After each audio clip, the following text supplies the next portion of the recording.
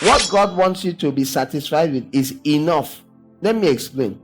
That doesn't mean you may not have an abundance times 50, 100 of what you need. Those who understand riches and don't want to get rich can have extra coming in constantly. They don't keep it for themselves.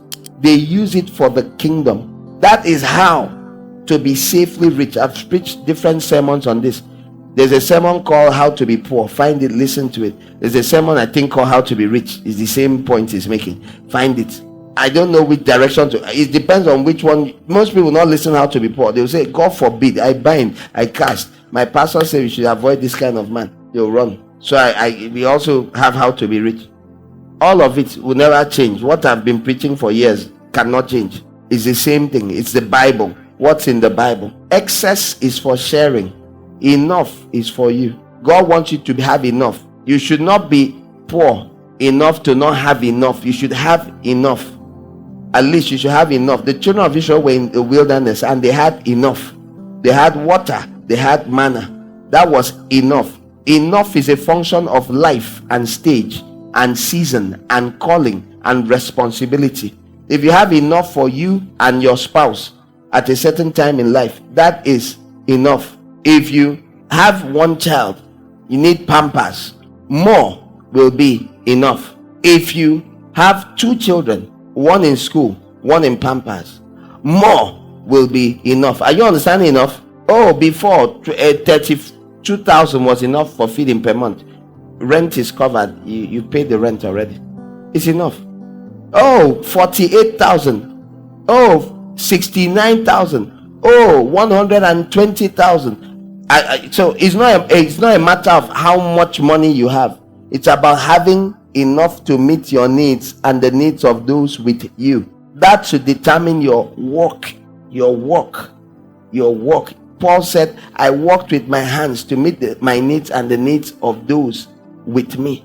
You don't sit around. You're not lazy. You don't refuse to do the needful because you're looking for more. Or you're lazy. Many people are poor because they are lazy too. They are under a curse. You're under a curse. Either you inherited it or your own choices. Two reasons too. So you work hard. Many people, I repeat, are poor. They are not under a curse. They are lazy. Laziness is the reason they are poor. I'm a student now. How can a student work? I'm sorry. Laziness is not the only reason you're poor. In fact, more people are poor not from laziness, from pride. Remember what I said about not caring what. Have peace. Make bonds and sell it to your classmates. No, how can I do that? That's why you're poor. My parents have not sent anything, so you're poor accordingly. Because if the last thing they sent, you converted it into bonds, which you know how to make. You learned with your sister the other holiday. Now, what is the hurdle? Humility. The hurdle is pride. The solution is humility. And you say, what does it mean? Who came and bought something from you and said, sister, you're poor, you're selling things in class, you're so poor, I'm just buying this out of pity. The pen, 2 pens, 2 biros, 1 exercise book. Kai, poverty is not good though. Whoever said that to anybody that was selling anything? Some they are saying thank you. God will bless you. After they've paid you money, they are blessing you on top. God will bless you. Kai, I fordo. All these people that make big, God will punish them. Kai, all these fake pens. They are thanking God for you. They've paid you. Some will even say, you say, I don't have change. You say, oh, they walk away. You can sell on 1,000 human characteristics are constant. So identify. Tell 1, tell 2, tell 5. They will make sure they do not buy food before the hostel closes. They will be walking around by 1 looking for what to eat. Does this happen? 1 a.m. Sorry, do you have that here? So even in the middle of the night, you're making money. You don't have a shop, but you're making money. Money is coming to you. You put in 4,000 naira, 7,000 naira came back. You did not steal. You didn't sleep with a man. You didn't join cult.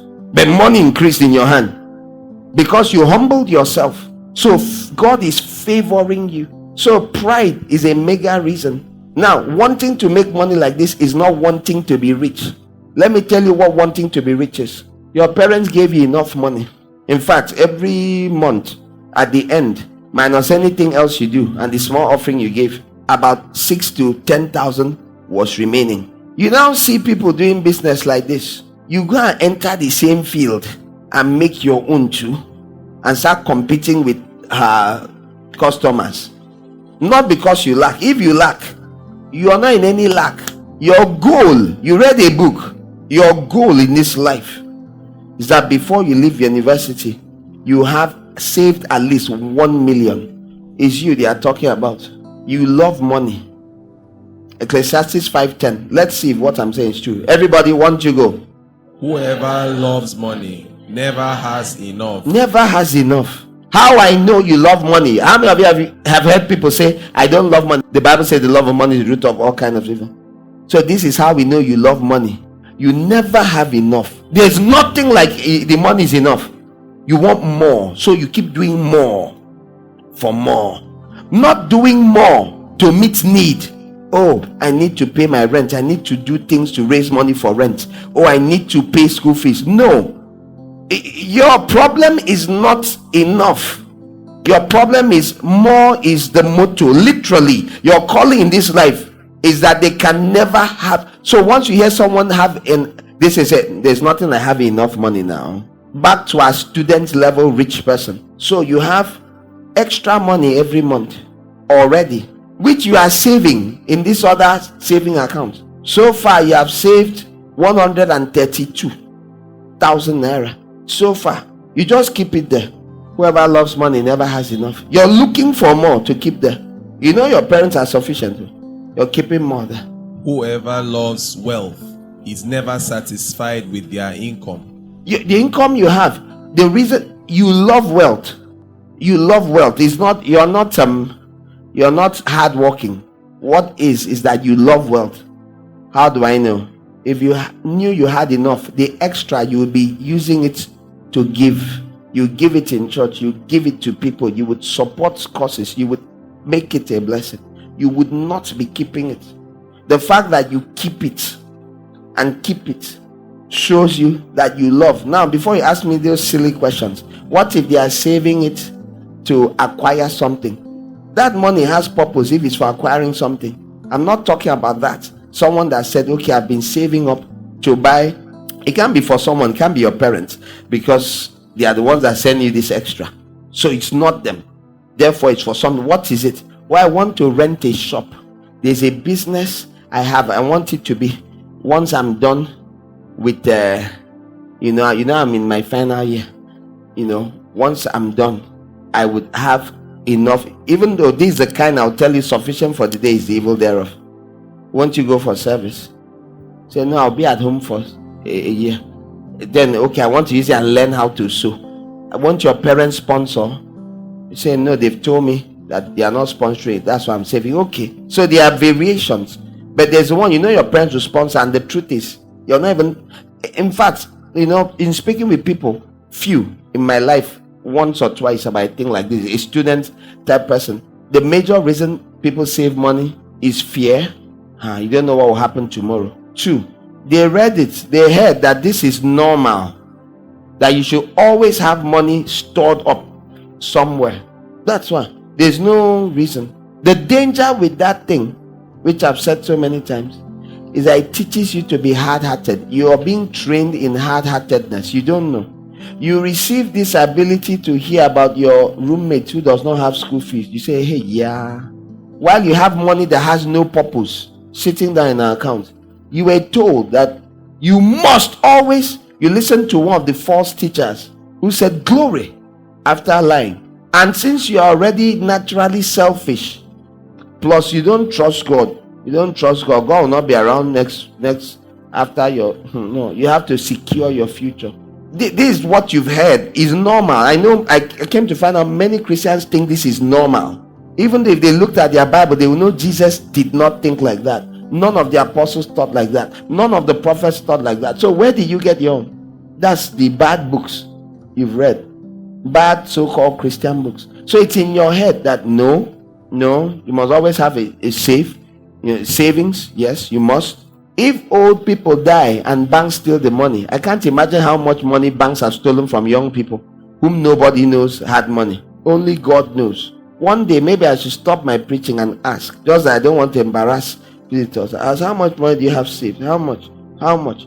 It will be good in a crowd of older people. But the shock is when you see poor people. I've come across poor people. People struggling with ulcer that must have come into existence from hunger. Saving money. Saving 100,000 naira. I mean 20 something years ago. I could not believe it. Me, the boss, did not have any savings. The poor person you look at and say, hey, yeah, orphan. The savings has no purpose. They're not saving to buy a sewing machine. No, that's not its purpose. It is, you have to back up. Complete mistrust in God while being poor. That's when I knew that this loving money has nothing to do whether you're rich or poor. It has everything to do with a state of heart. When if I would have been removing the money and giving the person, not knowing that they have. I've forgotten I even knew. Person told me, oh no, I've saved it. I'm like, I don't know if I said anything else. I was in awe. Like this world warrior. If you go and check some of them, the pots they are using, who knows these pots that are black? Like you look at it and there was once a pot here. It was a pot in a certain at a time. The shape ought to be round, but it's not round. You can see the pot. You're seeing the pot handle, waiting the handle. That's the pot they are using. That's the pot the mother is using, while the child has 250,000 in savings. You have been trained in hardness of heart. Your heart has already changed. It's already changed to a beast. You don't even know. That is to show you your problem. You don't even know anything is wrong with that. How can I buy a pot? How can you not buy a pot? Your mother needs a pot. It's pot she needs. No, that's not for me. That's not for me. If I may buy a phone. Do you love your mother? Yes, so just that the love of money is your God. Do you know how many people what I've just said, no wickedness in their heart, just that they are owned. You have been owned. Your heart is already missing. They've been searching for it for long. You don't even know. I didn't know it was wrong. That's the problem with the love of money. It dehumanizes you. You don't think normally. You're not like a normal person. You don't see someone in need and think it can be you. That God gave all the extra money from your parents to meet their problem. It does not occur to you that you think that one rich man somewhere should come and meet a problem that you have the cash for in your bank account, and you're just 20. Imagine when you reach 40, when life and Satan have done their work better. That's when you will see, before you see people very rich, big and rich and cruel, they started young. They have practice. 1 Timothy 6. The scriptures say that those who want to get rich, you fall into temptation and a trap. You didn't know it's a trap. How do you enter? Once you want to be rich, that trap will open its mouth.